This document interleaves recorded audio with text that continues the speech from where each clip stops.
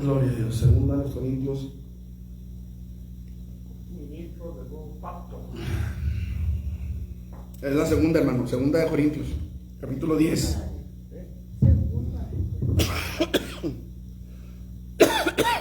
Capítulo 3. 10. Del 3 al 5. Aleluya. Segunda de los Corintios 10, del 3 al 5.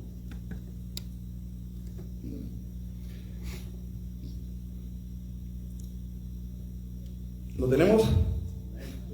Gloria a Dios. Dice la palabra del Señor de la siguiente manera: pues aunque andamos en la carne, no militamos según la carne, porque las armas de nuestra milicia no son carnales, sino poderosas en Dios para la destrucción de fortalezas, derribando argumentos y toda altivez que se levante contra el conocimiento de Dios, y llevando cautivo todo pensamiento a la obediencia a Cristo. Aleluya. Lo leemos de nuevo, hermanos. Segunda de los Corintios 3, del 10 al 5. Porque, todos juntos, hermanos. Pues aunque no es... Nomás no hay, hermanos. Todos juntos. ¿Listos? Dice: pues aunque andamos en la carne, no militamos según la carne, porque las armas de nuestra milicia no son carnales, sino poderosas en Dios para la destrucción de fortalezas, derribando argumentos y toda altivez que se levanta contra el conocimiento de Dios, y llevando cautivo todo pensamiento a la obediencia a Cristo. Aleluya. Padre, en el nombre de Jesús, Señor, nos disponemos a oír tu voz. Nos disponemos a oír tu palabra, Señor, a través de este vaso, Señor. Aquí estamos, Señor, rogándote que tú y solo tú, Señor, seas quien ocupe este lugar, y tu Espíritu Santo, Señor, ministre en nuestros corazones. En el nombre de Jesucristo, Señor, háblanos con poder, con autoridad, con misericordia, con gracia. Háblanos, Señor, al corazón en el nombre de Jesucristo. Lleva, Señor, toda distracción. En el nombre de Jesús reprendemos todo espíritu inmundo, Señor. Toda contención y todo espíritu inmundo de confusión, Señor, lo echamos fuera en el nombre de Jesús. Reprendemos, Señor, en tu nombre toda brujería. Reprendemos en el nombre de Jesucristo toda brujería, toda hechicería que se quiera levantar en contra de esta iglesia. La reprendemos en el nombre de Jesús. Y te pedimos, Padre, que seas tú trayendo victoria sobre victoria en el nombre de Jesús a esta congregación, Padre, y a cualquier creyente, a cualquier iglesia. Sea tu Espíritu Santo ministrándonos, Señor, a todos aquellos que pudieran estar conectados o conectándose más adelante, Señor. Ministra nuestras vidas. A los que estamos aquí, Señor, toma nuestras vidas, ministranos, Señor. Te lo suplicamos, te lo imploramos en el nombre de Jesús. Amén. Gloria a Dios. ¿Pueden sentarse, mis hermanos, que están de pie? Aleluya. Qué bueno es Dios, hermanos, que nos permite gozarnos en la alabanza. Amén. Creo, hermanos, que todo tiene un porqué, y me llama la atención, hermanos, algo interesante que a mí me parece interesante, es el hecho de que en algunos de los salmos dice que la alabanza a Dios es un estatuto, o sea, es una ordenanza, es una ley. Presentarnos delante de Dios con alabanza es un estatuto perpetuo. Qué interesante es esto, hermano, que a veces no le damos esa importancia a la alabanza, a la adoración a Dios. Amén. Qué importante es, hermano, que entendamos que alabar a Dios es parte de lo que Dios demanda de nosotros.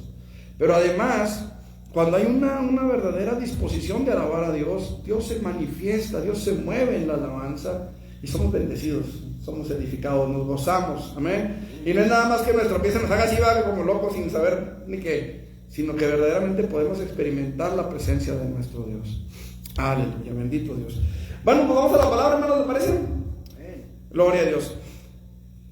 Algo que tenemos que entender, hermanos, como cristianos, y siempre lo hemos predicado, siempre lo hemos hablado, lo hemos analizado, es que el cristianismo es una guerra, implica una batalla, implica el batallar con nuestra carne, a veces con espíritus contrarios, a veces con diferentes cosas. Usted sabe de lo que estamos hablando.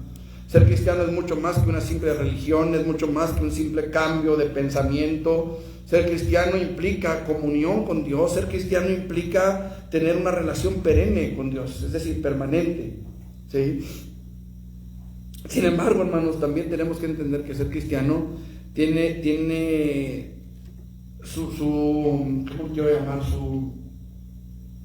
Sus enemigos, es la palabra, sus adversarios. La palabra del Señor nos dice que el diablo, como león rugiente, anda alrededor buscando a quien devorar. Y el problema es, hermanos amados, que muchas veces no se le da la importancia que tiene. Muchas veces he oído personas que afirman, y esto hasta cierto punto es una realidad. La Biblia dice que el diablo fue derrotado por Jesús, o al menos la Biblia lo enseña así, que Jesús venció a la muerte y que venció al que tenía el imperio de la muerte. Esto es el diablo. Entonces Jesús venció a Satanás, esto es cierto, pero también es cierto que nosotros tenemos que pelear nuestra propia batalla, nuestra propia lucha. Pablo, al final de sus días, él dice: he peleado la buena batalla. Él no dice Cristo la peleó por mí, él dice: he peleado la buena batalla. Cierto que él dice que en Cristo somos más que vencedores, dice la palabra, por medio de aquel que nos amó. Somos más que vencedores por medio de Jesús, ¿sí? Pero es por medio de él. Nosotros necesitamos pelear nuestra propia batalla de fe. Tenemos que luchar en nuestro propio caminar cristiano. Ahora, dice la palabra del Señor: pues aunque andamos en la carne, no militamos según la carne, porque las armas de nuestra milicia no son carnales, sino poderosas en Dios, dice ahí, para la destrucción de fortalezas. Hermanos amados, algo que tenemos que entender es que el diablo ha levantado fortalezas. El diablo ha levantado, hermanos amados, sus murallas, ha levantado sus ejércitos en contra de nosotros, para que nosotros no alcancemos la meta, para que nosotros no alcancemos a llegar a donde el Señor quiere que lleguemos, que es la nueva Jerusalén. Pero también Dios nos ha dotado a usted y a mí de herramientas, de armas, como menciona aquí el versículo, para que usted y yo podamos derribar esas fortalezas y podamos llegar a la meta. Algunos aplican este versículo, estos textos, para darnos a entender o para enseñarnos que nosotros tenemos armas espirituales para ir a rescatar a los perdidos, y esto pues es una realidad también. Sin embargo, yo quiero ver, hermanos, en esta tarde, cómo nosotros podemos derribar las fortalezas que se levantan en contra de nosotros. No se trata solamente de derribar fortalezas para ir a rescatar almas. Se trata de derribar fortalezas para que nosotros mismos podamos llegar a la meta. ¿Sí me explico? Esto es algo que nosotros necesitamos entender. Y lo primero que yo quiero ver, hermanos, en este tema que Dios puso en mi corazón, derribando las fortalezas o la destrucción de las fortalezas, es cómo podemos nosotros hacer esto. ¿Cómo podemos derribar las fortalezas? La Biblia dice que tenemos armas. Pero si usted le da un arma a un niño, pueden suceder dos cosas. Una, que ni siquiera la pueda levantar dependiendo del arma. Dos, que la pueda levantar pero que no la sepa usar. ¿Cuántos accidentes hemos visto en las escuelas donde un niño agarra la pistola del papá y va y hace una matazón en la escuela porque no la sabe usar? Porque por accidente se les disparó, porque por accidente el niño estaba jugando, se pelearon en la escuela, el niño fue y sacó la pistola de la mochila y le dio al otro, en fin. Es necesario que nosotros aprendamos a usar las armas que Dios nos ha dado. Y quiero que veamos, hermanos, de qué manera podemos usar las armas que Dios nos dio, para que usted y yo podamos derribar esas fortalezas que se levantan contra nosotros. En primer lugar, la palabra del Señor nos dice: derribando argumentos y toda altivez que se levanta contra el conocimiento de Dios. Usted y yo tenemos conocimiento de Dios a través de su palabra. Y si no lo tenemos, hermanos amados, usted que me está escuchando por allá en internet, nosotros que estamos aquí, si no tenemos conocimiento de Dios, será muy difícil que podamos derribar esas fortalezas que se levantan contra nosotros. ¿Cómo podemos conocer a Dios? Podemos conocer a Dios a través de la comunión comunión con Él, a través de la búsqueda de su presencia, de la búsqueda de su rostro. Podemos conocer a Dios a través de su palabra, y aquí es donde yo quiero entrar, hermanos, de una forma más específica. Porque dicen derribando argumentos. ¿Cómo vamos a derribar argumentos? ¿Cómo podemos derribar argumentos? Los argumentos se derriban con argumentos. Y nosotros necesitamos tener los argumentos necesarios para poder contrarrestar, para poder refutar las doctrinas, las enseñanzas, los argumentos que Satanás levanta. Escuche, aún contra el cristiano, aún contra nosotros los cristianos. Yo les pregunto, hermanos, ¿algunos de ustedes, antes de venir al Evangelio, y tal vez aún después de que ya llegaron, en algún momento les ha llegado el pensamiento de que, ¿y si están en la verdad? ¿Y si me estarán predicando la verdad? ¿Si me estarán enseñando conforme a lo que la Biblia de verdad enseña? Esto es algo, hermanos, que puede, no digo que ya haya llegado, pero puede llegar a nuestra mente. Puede llegar a la mente del cristiano. ¿Y yo para qué estoy aquí? Soy un hipócrita. No he podido vencer en esto, no he podido vencer en aquello. ¿Qué estoy haciendo aquí? Yo no sé para qué vengo. Yo no sé para qué estoy aquí. Son pensamientos que no son nuestros, que son fortalezas que Satanás, que el diablo está levantando en contra nuestra. ¿Se acuerda de Adán y el huerto de Edén? ¿Cómo hemos sacado de sangre a Adán? Pero cuando Dios lo llama, Adán, ¿dónde estás tú? Adán lo primero que hizo fue tratar de esconderse de Dios, porque había un argumento, había algo en su conciencia, había algo en su mente, en su corazón, que le estaba diciendo: Adán, eres culpable delante de Dios, has fallado a Dios. Qué interesante, amado hermano, o es que nosotros podamos entender cuáles son los argumentos que el diablo levanta en contra nuestra. Cuando nosotros tenemos la palabra, cuando nosotros creemos en la palabra, cuando hemos conocido a Dios a través de la palabra o a través de la experiencia también, del trato con Él, entonces podemos derribar esos argumentos. Escuche, Pedro estaba arriba de una barca, luego lo vimos el domingo pasado. Y de repente se levantan las olas a 3, 4 metros por encima de sus cabezas. Paredes de agua que venían contra ellos. Ahora, yo no sé cuántos de ustedes hayan tenido la mala fortuna de tirarse un clavado en una alberca y caer haciendo patitos. Sean como así.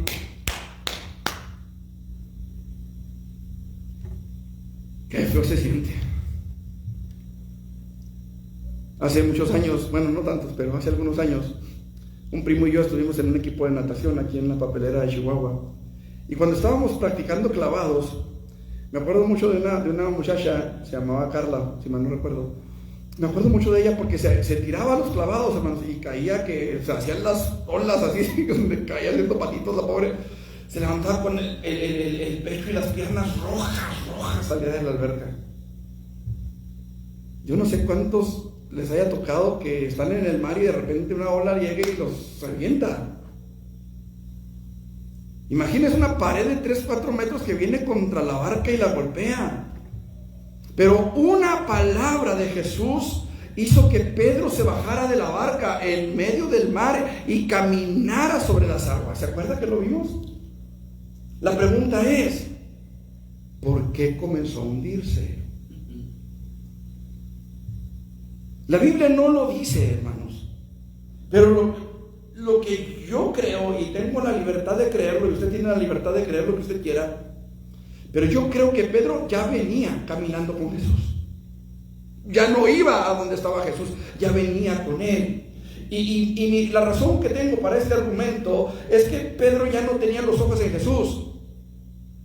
Cuando iba hacia él, tenía que tener los ojos puestos en él para saber a dónde ir. Imagínense caminando entre las olas de 3 a 4 metros. Me imagino que de repente Jesús se le perdía de vista por las olas. Pero sus ojos estaban fijos en donde lo había visto por última vez. Cuando la ola pasaba, lo volvía a ver que estaba ahí. Sus ojos estaban puestos en él. Pero de regreso la Biblia dice, al ver el viento y las grandes olas, comenzó a hundirse. Hubo un argumento que llegó a su corazón: Pedro, te vas a hundir porque las olas están muy fuertes. Pedro, te vas a hundir porque el viento está muy fuerte. Qué tremendo es, hermano, que a veces, a pesar de que hemos caminado con Jesús por mucho tiempo, a veces nos hundimos.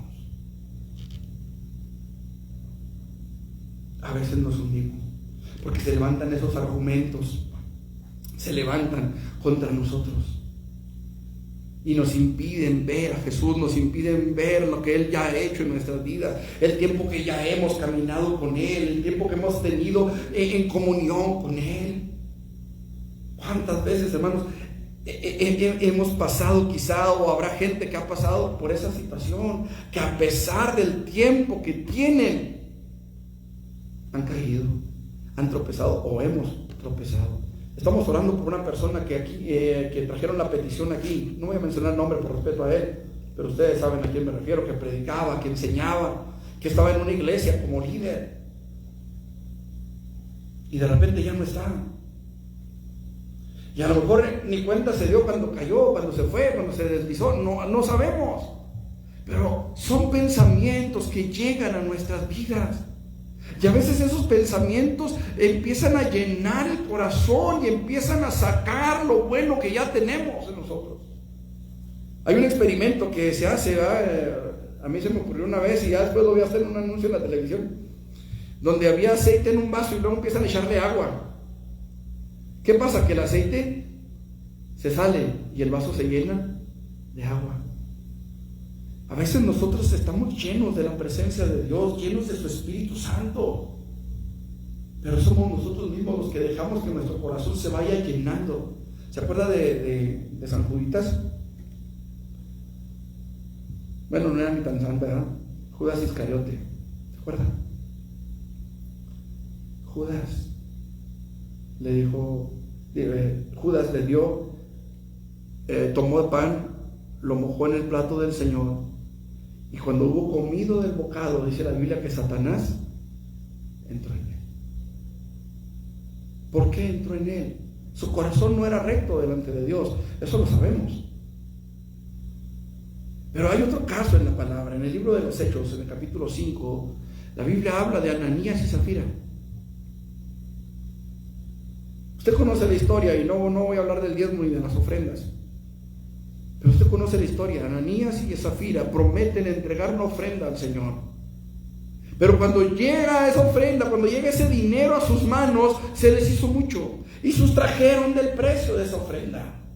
Sustrajeron de ese dinero, es decir, robaron de ese dinero. Y cuando llegan con los apóstoles, Pedro le dice muy claramente: Ananías, ¿por qué llenó Satanás tu corazón? ¿Por qué dejaste que Satanás llenara tu corazón? Porque a veces son tantos los pensamientos, a veces son tantos los argumentos que terminan por apartarnos de Dios, porque quitamos de nuestros ojos de Él, porque descuidamos nuestra comunión de Él. Y a veces hay personas que van a llegar y nos van a mostrar videos de internet donde vienen, gente con doctrinas bien raras, que no están en la palabra, y dicen: mira, eso es lo que hacen los cristianos, y empiezan esas risas y esas burlas, y el creyente se empieza a chicopalar, el creyente empieza a apagarse, porque le enseñaron un video en internet en donde un pastor hacía tal cosa, donde una pastora hacía tal cosa, donde un supuesto apóstol hacía tal cosa, y empiezan: ahí está, todos son iguales, todos los cristianos son unos hipócritas, todos los cristianos esto, todos los cristianos aquello, y empiezan esos argumentos a llenar el corazón, y olvidamos aquello que Dios hizo ya en nuestras vidas, aquella transformación, aquella salvación que experimentamos cuando doblamos nuestras rodillas en el altar, ese perdón que nos hizo levantarnos y caminar ligeritos. ¿Se acuerdan de esa experiencia que tuvieron cuando le rindieron su vida a Jesús? Cuando se supieron perdonados. ¿No es cierto que se nos cayó un peso de encima?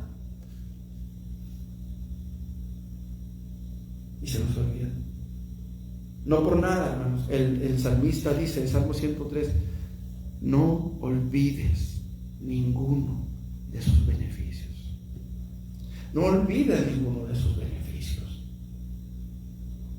Qué importante es entonces que tengamos conocimiento de Dios. En la experiencia, no nada más en el texto, hermanos.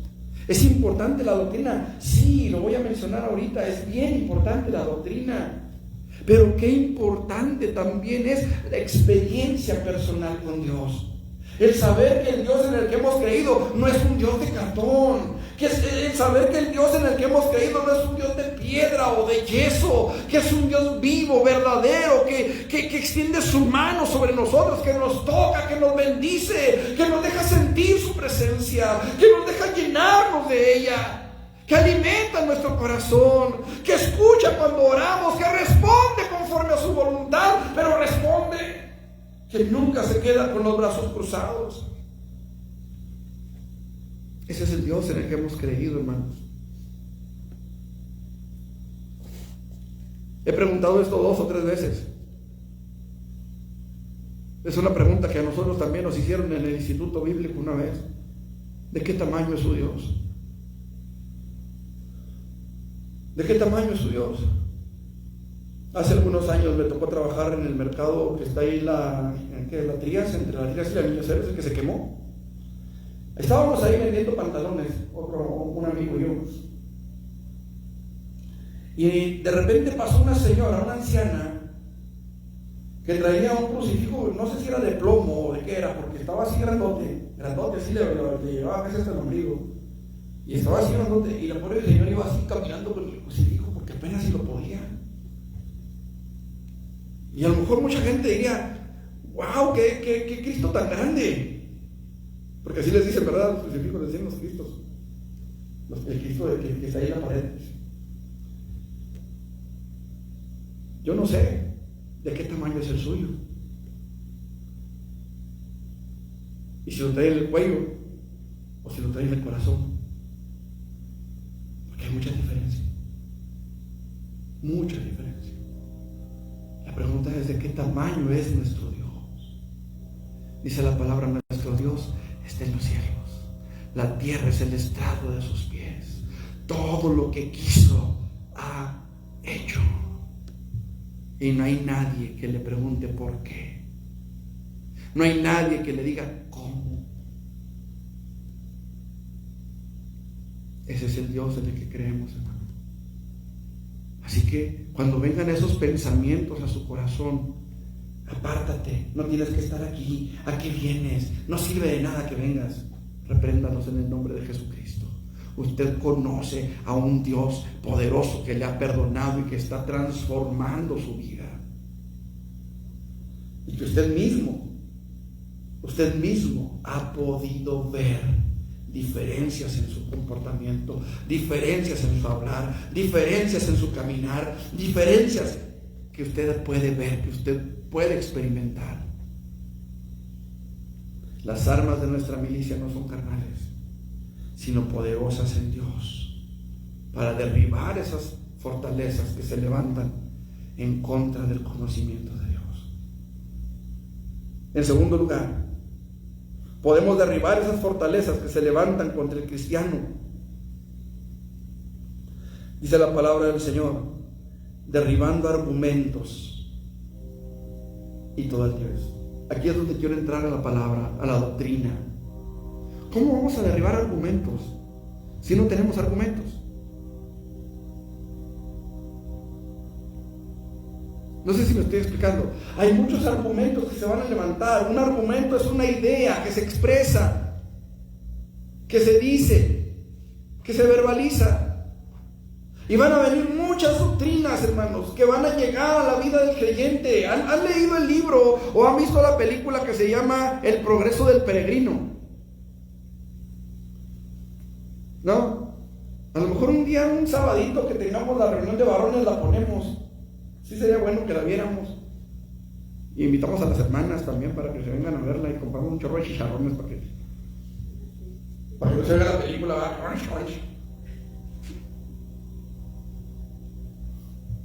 También están invitados los que están allá de aquel lado. En el progreso del peregrino, hermanos, se trata de un hombre llamado cristiano que sale de un lugar que se llama la ciudad de la destrucción y va en su peregrinar hacia el reino de los cielos. Pero en el camino se topa con muchos argumentos, se topa con el sabio mundo, se topa con la feria de las vanidades, se topa con un montonal de cosas. Con un montonal de cosas. El gigante de desesperación. No sé, hermano Víctor, que nos está viendo, si se acordará de todos los demás personajes. Pero este hombre llega al final. A lo que quiero referirme es a esto. Esas voces que a veces oímos pueden traer duda a nuestro corazón y pueden apartarnos del camino de la verdad cuando no conocemos la palabra de Dios. Escuche lo que dice Pablo a Timoteo, capítulo 4, versículo 1, en 1 Timoteo. Pero el Espíritu dice claramente que en los postreros tiempos algunos apostatarán de la fe, escuchando a espíritus engañadores y a doctrinas de demonios, por la hipocresía de mentirosos. Escuche, porque en el postrero tiempo, hermanos, algunos, dice la palabra, apostatarán de la fe. Y ya dijimos lo que significa apostatar. Es cuando usted toma algo que está en un lugar y lo pone en otro lugar. Eso es apostatar. Cuando usted apostata de la fe, quiere decir que deja de estar en la fe para irse a otra clase de fe. ¿Me explico? Ahora, Pablo dijo, no que haya otro evangelio, sino que hay algunos que os perturban enseñando otras doctrinas. Qué importante es esto, que nosotros conozcamos la verdad. Hace tiempo, y ya bastante tiempo, llegaron unas personas ahí a la casa, y lo hemos comentado, de que me estaban queriendo hablar acerca de lo que era la redención, pero ellos decían recompra. Ahora usted dirá, pues qué diferencia hay, o sea, pues una palabrita, déjeme decirle que una coma, un punto y coma que esté en la Biblia y usted no lo lea, ya le da otro sentido totalmente diferente a lo que usted leyó. Completamente diferente. Totalmente. Y estas personas me dicen, no, es que mira, aquí dice que Dios nos recompró. Le dije, a ver, espéreme, le dije, lo que la Biblia dice ahí no dice recomprar. Usted lo trae mal ahí en su escritura, le dije, pero la Biblia dice redimió. Esperamos la redención, no la recompra. Ya lo hemos visto, ya sabemos lo que es la recompra. Es cuando usted vende algo y lo vuelve a comprar otra vez porque se da cuenta que lo necesitaba, o porque se da cuenta de que a lo mejor no era suyo y lo vendió y ya se lo están pidiendo acá de este lado. No sé, eso es recomprar. Pero nosotros hemos sido redimidos, hemos sido comprados a precio de sangre, de la sangre del precioso Cordero de Dios. Y cuando nosotros, hermanos, no entendemos realmente lo que la palabra de Dios enseña, podemos vernos enredados. Por ejemplo, está la doctrina que traen los santos de los últimos días, que dicen que fuimos creados en el cielo y que hemos venido a la tierra a pasar por una prueba. Y si pasamos por esa prueba, un día volveremos a Dios para que Dios nos haga dioses en otro mundo, en otro planeta, como Jesús es Dios de este planeta. Ahora, cuando usted escucha a estas personas decir, es que el plan de Dios es que volvamos a Él, usted dice, caray, pues sí, Dios quiere que volvamos a Él. ¿Cuántas veces la Biblia no dice, volveos a mí, yo me volveré a vosotros, por ejemplo? ¿Sí me explicó? Y ahí entra una palabra que va de acuerdo a la doctrina que yo tengo, pero me están hablando otras cosas diferentes, basadas a esa que yo conozco, a esa que yo he visto, a esa que yo he leído en la palabra. Y eso me puede hacer desviarme cuando no estoy firme en el conocimiento, en la doctrina de Dios. Dice, derribando argumentos, es decir, palabras, doctrinas, enseñanzas que fluyen, que se oyen, que se escuchan alrededor, Qué importante es que usted y yo tengamos bases firmes en cuanto a la doctrina, que la palabra en nosotros, hermanos, que se nos ha predicado, esté clara, esté realmente entendida. Dice 2 Timoteo, en el capítulo, que es 4 también, dice la palabra del Señor. Versículo 3, 4:3 de 2 Timoteo. Porque vendrá tiempo cuando no sufrirán la sana doctrina. ¿Qué es eso de sufrirán?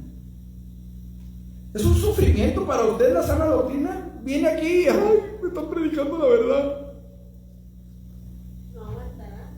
No tolerarán la sana doctrina.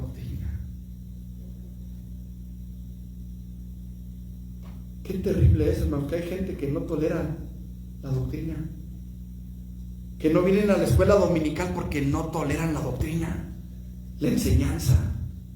Ahora, eso es por un lado. Por otro lado, que no toleran la verdad. Qué terrible es que haya gente que digan, pues es que acá nomás nos hablan del amor de Dios. Y el día que les llegan a hablar de la justicia de Dios,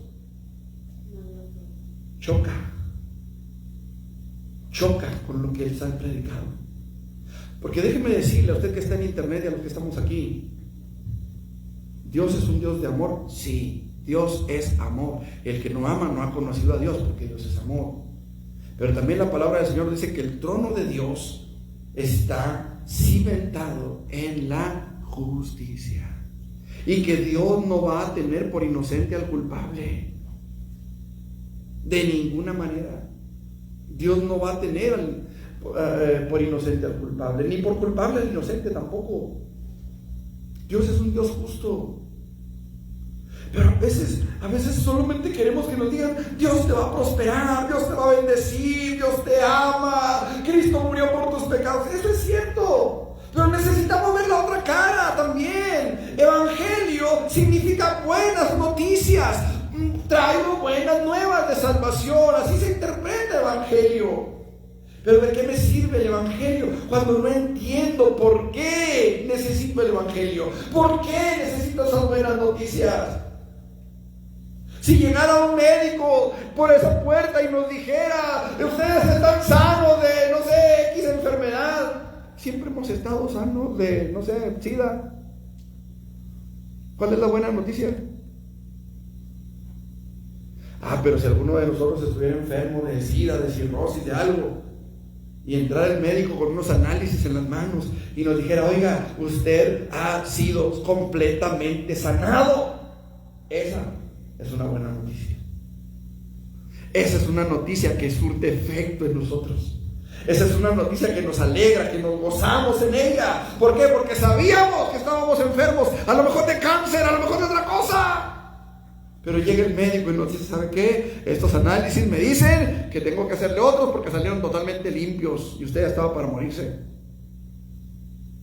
Y luego llega con los otros análisis y dice, estos también salieron limpios. Esa es una buena noticia. ¿Sí o no? Y entonces esa buena noticia cobra sentido para nosotros. Pero necesitamos las dos caras de la moneda. Por eso dice la Biblia, arrepentíos y luego creed al Evangelio, que son las dos caras de la moneda. Necesitamos conocer la palabra, hermanos. Conocer la palabra. Y la palabra a veces raspa, sí, a veces raspa, hermanos. Y fuerte. Dice la palabra que Dios, con su palabra, hiere. Pero también Dios dice, envía su palabra y nos sana. Envió su palabra y los sanó y los libró de su ruina. Qué importante es que usted y yo conozcamos la palabra. Que no venga cualquier persona a movernos de nuestra fe. Ay, es que ahora me dijeron esto, ay, voy para allá. Ay, no, es que ahora me dijeron acá y ahí voy para allá. No, es que ahora me dijeron, no, ahí voy para allá. No, hermanos. Necesitamos aferrarnos al conocimiento de la palabra. Aferrarnos a lo que Dios está hablando en su palabra. Que no haya nada ni nadie que venga a movernos de nuestra fe. San Pedro capítulo 2, la segunda carta de Pedro dice: pero hubo también falsos profetas entre el pueblo, como habrá entre vosotros falsos maestros. Segunda de Pedro 2:1. Pero hubo también falsos profetas entre el pueblo. Estamos hablando del Antiguo Testamento. ¿Sí? Hubo falsos profetas entre el pueblo. ¿Se acuerdan de quién fue? Acab, si mal no me acuerdo, que fue a la guerra y mandó traer a, creo que 400 profetas que le profetizaron. Sí, sube contra Ramot de Galad, sube contra ellos, Dios te los va a entregar y que no sé qué.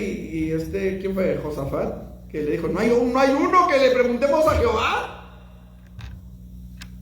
Hay uno, pero siempre me profetiza mal, nunca me dice nada bueno. Lo aborrezco, dijo Acab, si mal no me acuerdo que era el rey. Lo aborrezco porque siempre me habla de sana doctrina. Lo aborrezco porque siempre me habla de pecado, siempre me confronta, siempre me pone contra la espada y la pared.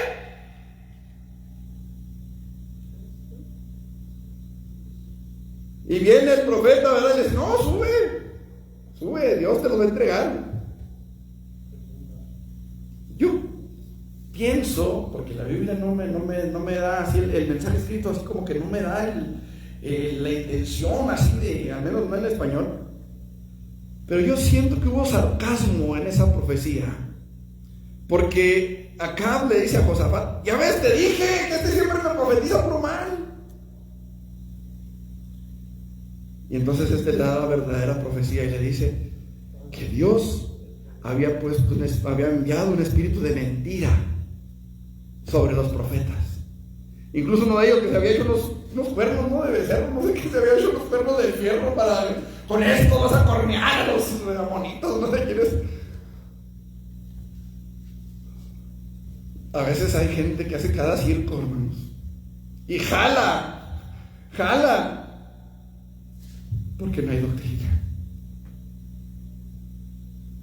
Hizo unos cuernos de fierro el hombre, y él andaba con esto, vas a cornear a los amonitas y los vas a vencer y que no sé qué.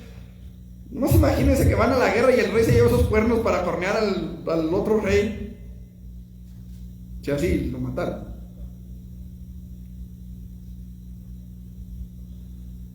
Pero es que no toleran la sana palabra. Hubo falsos profetas entre el pueblo, como habrá entre vosotros falsos maestros. Y note que dice habrá. Para el tiempo de Pedro, de Pablo y de los apóstoles, ya había falsos maestros. Sino porque escribió Pablo la carta a los Gálatas, porque ya había. Pero Pedro y Pablo también a Timoteo le escriben en futuro, en tiempo futuro: habrá entre vosotros. Quiere decir que hoy, en nuestros días, como dice también Juan, el espíritu del anticristo ya está en acción. Ya está en acción. Y el espíritu del anticristo, hermanos, es el mismo diablo. Y la Biblia dice que ha sido mentiroso desde el principio, homicida desde el principio. Por eso cuando no conocemos la doctrina, cuando no toleramos la doctrina, cuando hay otra vez lo mismo, cuando no hemos alcanzado a entender lo que la palabra del Señor dice y preferimos oír otras cosas, es muy difícil derribar esas fortalezas, porque no hay doctrina. Dice que introducirán encubiertamente, por debajo de la mesa, por debajo del agua, como también se dice, herejías destructoras. Fíjense qué tremendo es esto, hermano, porque las herejías que han entrado a la iglesia han entrado en la iglesia. Es decir, desde los púlpitos. Desde los púlpitos. Vamos a invitar a fulano predicador y llega ese fulano predicador con una doctrina medio zafada, medio le lava el cerebro al pastor también. Y el pastor la sigue predicando. No un neófito, dice la palabra del Señor. Y qué terrible es que a veces pensamos que porque tenemos años en el Evangelio ya no somos neófitos. Había una persona que en cierta ocasión a mí me dijo: mijito, tengo 30 años en el Evangelio, ¿qué me vas a enseñar tú a mí?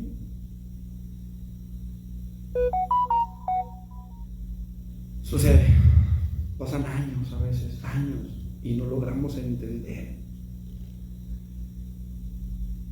Dice, y muchos, versículo 2, seguirán sus disoluciones, por causa de los cuales, escuche, el camino de la verdad será, ¿qué dice ahí? Blasfemado. Argumentos y altivez que se levantan contra el conocimiento de Dios. Blasfemado. Una blasfemia, hermanos, es un argumento que se levanta. Si estamos entendiendo hasta aquí, hermanos. Si no, me dice y me regreso hasta el principio. Vamos. Vamos como quieran.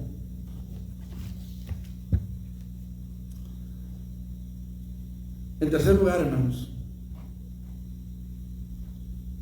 para poder derribar esos argumentos que se levantan contra el conocimiento de Dios, ya hablamos de comunión con Dios, ya hablamos de conocer la doctrina, y número 3, esos pensamientos que a veces llegan, que ya hablamos un poquito de ellos, tenemos que sujetarnos a la obediencia a Cristo. ¿Qué quiere decir esto, hermano? Miren, muchas veces, si no es que siempre, la tentación llega a nuestra mente y de nuestra mente pasa a nuestro corazón y de nuestro corazón a nuestros miembros. Tenemos que aprender a discernir de dónde vienen los pensamientos y sujetarlos a Cristo, llevarlos a la obediencia a Cristo. Dice la palabra del Señor allá en Isaías, en el capítulo 26, versículo 3.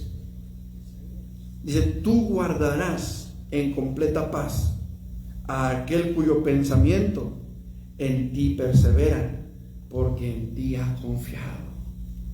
¿Qué quiere decir esto, hermano? ¿Que todo el día y toda la noche tenemos que estar pensando en Dios? No. ¿Qué quiere decir entonces?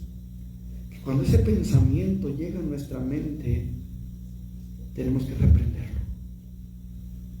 Yo creo que sí somos capaces, hermanos, de identificar cuando ese pensamiento no viene de nosotros. Yo creo que sí somos capaces de identificar cuando nos estamos enojando. Yo creo que sí somos capaces de entender cuando estamos siendo tentados. Pero a veces es más fácil darle rienda suelta al pensamiento que llevarlo cautivo a Cristo. A veces es más fácil. Y créanme, no somos los únicos que pasamos por algo así, hermanos. La palabra del Señor nos dice en Lucas, si mal no me acuerdo, déjeme ver para no echarle mentiras.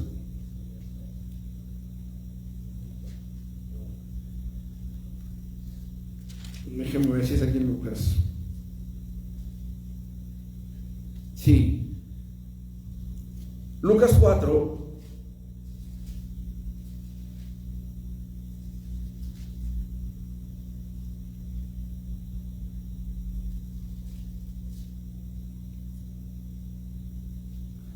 Versículos 12 y 13.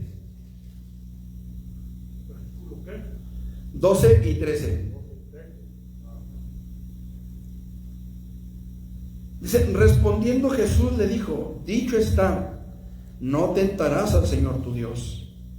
Y cuando el diablo hubo acabado toda tentación, a ver, dice ahí, toda tentación.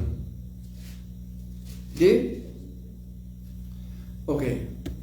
La Biblia dice que Jesús fue tentado en todo conforme a nuestra semejanza, pero sin pecado.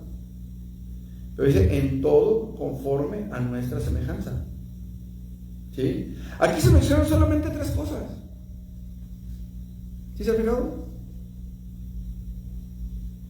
3 cosas que tienen que ver con los deseos de los ojos, con los deseos de la carne y la vanagloria de la vida. Pero, si se fija en el versículo 13, dice, cuando el diablo hubo acabado toda tentación, se apartó de él. Pero no termina ahí el versículo. El versículo dice, por un tiempo. Por un tiempo. Qué importante es, hermano, que nosotros aprendamos a discernir de dónde vienen nuestros pensamientos para saber si son nuestros o no.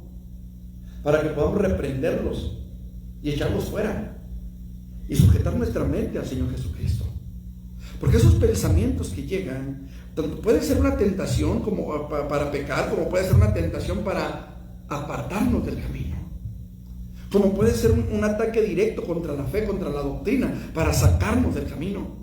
Por eso necesitamos entender de dónde vienen esos pensamientos, para que podamos presentárselos a Dios y decirle, Señor, tengo este pensamiento en mi mente, tengo este sentimiento en mi corazón, estoy de esta manera, Señor, ayúdame. Porque de otra manera, hermanos, esos argumentos van a seguir y a seguir y a seguir y a seguir. Mire, Satanás se apartó de Jesús por un tiempo. Quiere decir que volvió, quiere decir que después otra vez la burra al trigo. Quiere decir que otra vez Satanás vino y tentó a Jesús. ¿Cómo? No sé, la Biblia no me lo dice, pero sí me dice que el diablo se apartó por un tiempo. Es decir, la humanidad de Jesús siguió teniendo esa lucha, esa batalla. Tan simple y tan sencillo como irnos a Getsemaní. Padre, si es tu voluntad que pase de mí esta copa. ¿Qué estaba pensando? ¿Qué estaba pensando Jesús? Para decir, si es posible que pase de mí esta copa. ¿Qué estaba pasando por su mente? Ahora, ¿qué hizo Jesús con eso que estaba pasando por su mente? A mí la Biblia me dice que yo debo llevar mis pensamientos cautivos a Cristo. ¿A quién se los llevaba a Cristo? Padre, si es posible que pase de mí esta copa sin que yo la beba. Si nos damos cuenta, hermanos, cómo en todo Jesús nos enseña, cómo en todo Jesús nos muestra la manera. Él fue a su Padre, nosotros podemos ir a Él y decirle, Señor, ayúdame. Ayúdame con esto que estoy pensando, Señor. Ayúdame a no caer, sosténme. La misma cruz fue tentado a bajar. Sí, si eres hijo de Dios, bájate de la cruz. Él podía haberse bajado de la cruz. En el huerto de Getsemaní, cuando Pedro saca la espada, ¿qué fue lo que Jesús dijo? ¿Acaso piensas que no puedo pedirle a mi Padre 12 legiones de ángeles y que el Padre no me las daría? ¿Se fija cómo no siempre lo vemos como tentación? No siempre vemos eso como un ataque del diablo. Y sin embargo lo fue. Señor, dijo Pedro, nunca tal te suceda, nunca tal te acontezca, no permitas que eso suceda. ¿Qué le dijo Jesús? Apártate de mí, Satanás, me eres tropiezo. Entonces necesitamos entender que no todo lo que pensamos nace en nuestra mente. No todo lo que pensamos nace en nuestra mente. Y tenemos que aprender a discernir de dónde vienen esos pensamientos. Porque tenemos que derribar esos argumentos, tenemos que derribar, esas fortalezas. que el diablo levanta para derribar al cristiano. Tenemos que aprender, hermanos, que el cristianismo es mucho más que una simple religión. Es un camino difícil, sí lo es. Es un camino pesado, cansado, sí lo es. Pero debo decirles a ustedes y a los que están allá en internet que no hay otro camino. No hay otro camino.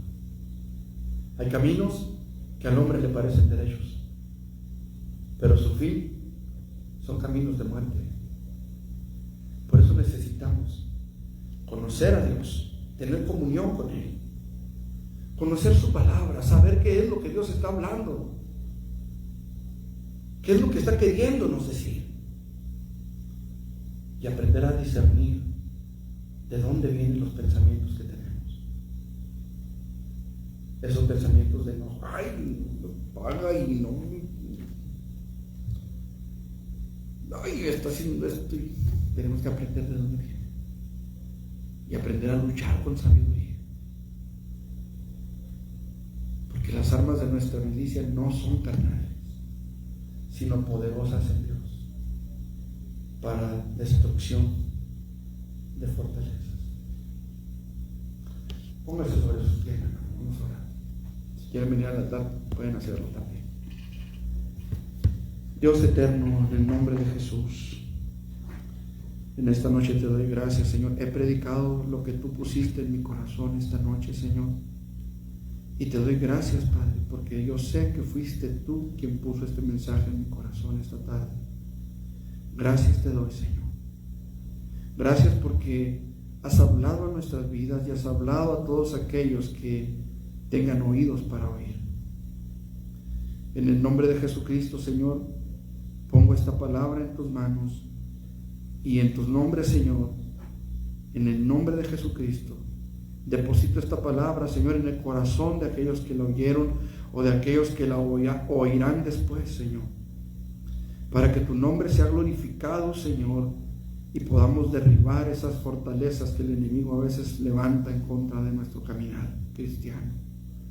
Ayúdanos, Señor, para que podamos llegar al final con gozo, como Pablo cuando terminó su carrera, con gozo, sabiendo que al final nos espera la corona incorruptible de gloria, Señor. En el nombre de Jesucristo pongo esta iglesia en tus manos. Pongo a todos aquellos que estuvieron conectados o que se conectarán después o que verán esto después, Señor, en tus manos, para que tu nombre, Señor, sea glorificado, en el nombre poderoso de Jesucristo. Amén. Amén. Que el Señor les bendiga, mis hermanos. Estamos despedidos. Nos vemos con el favor de Dios el viernes a las 6 de la tarde. El sábado, hermanos, les recuerdo, tenemos nuestra reunión de varones. ¿A qué horas quedamos que iba a ser, hermano? A las 6, ok. Entonces, pues por aquí nos vemos, mis hermanos. Que Dios me los bendiga a todos. Y pues a los que están allá en internet, Dios me los bendiga también. Dios los guarde.